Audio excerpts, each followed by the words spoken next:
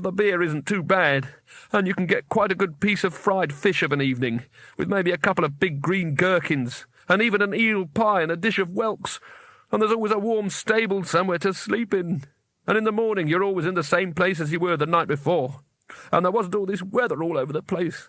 I mean, I don't mind about the magic.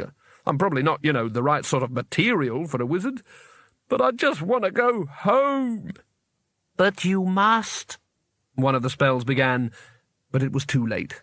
Homesickness, the little elastic band in the subconscious that can wind up a salmon and propel it 3,000 miles through strange seas, or send 1,000,000 lemmings running joyfully back to an ancestral homeland which, owing to a slight kink in the continental drift, isn't there anymore.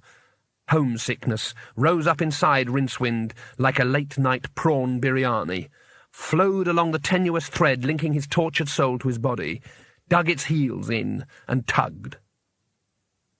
The spells were alone inside their octavo. Alone, at any rate, apart from the luggage. They looked at it, not with eyes, but with consciousness as old as the Discworld itself. "And you can bugger off too," they said.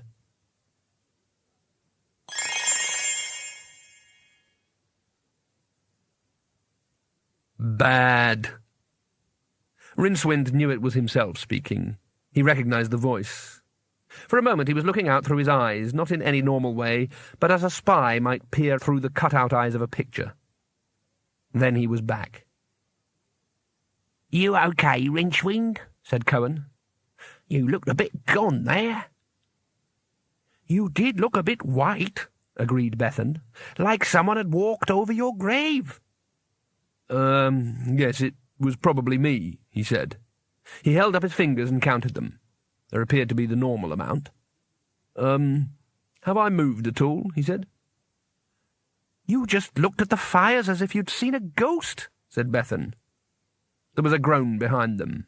Twoflower was sitting up holding his head in his hands. His eyes focused on them. His lips moved soundlessly.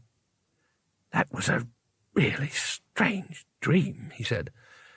"What's this place? Why am I here?" "Well," said Cohen, "some say the creator of the universe took a handful of clay and—" "No, I mean here," said Twoflower. "Is that you, Rincewind?" "Yes," said Rincewind, giving it the benefit of the doubt. "There was a clock that... and these people who—" said Twoflower. He shook his head. "Why does everything smell of horses?" "You've been ill," said Rincewind. "Hallucinating." "Yes, I suppose I was." Twoflower looked down at his chest. "But in that case, why have I—" Rincewind jumped to his feet. "Sorry, very close in here. Got to have a breath of fresh air," he said.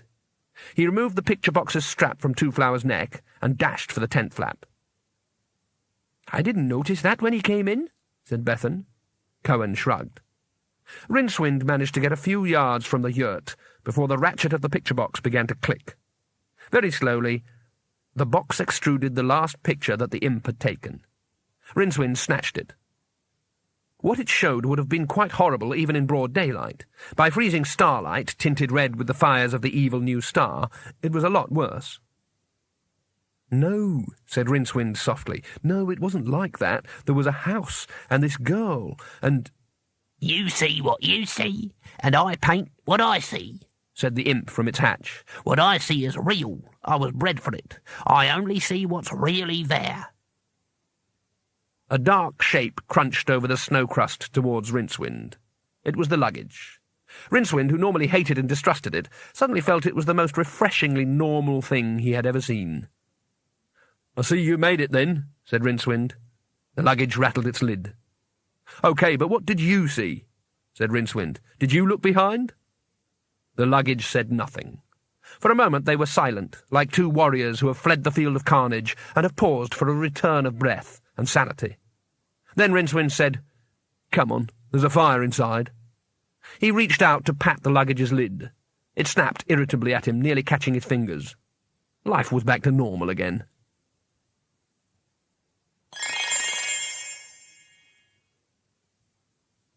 The next day dawned bright and clear and cold. The sky became a blue dome stuck on the white sheet of the world, and the whole effect would have been as fresh and clean as a toothpaste advert if it wasn't for the pink dot on the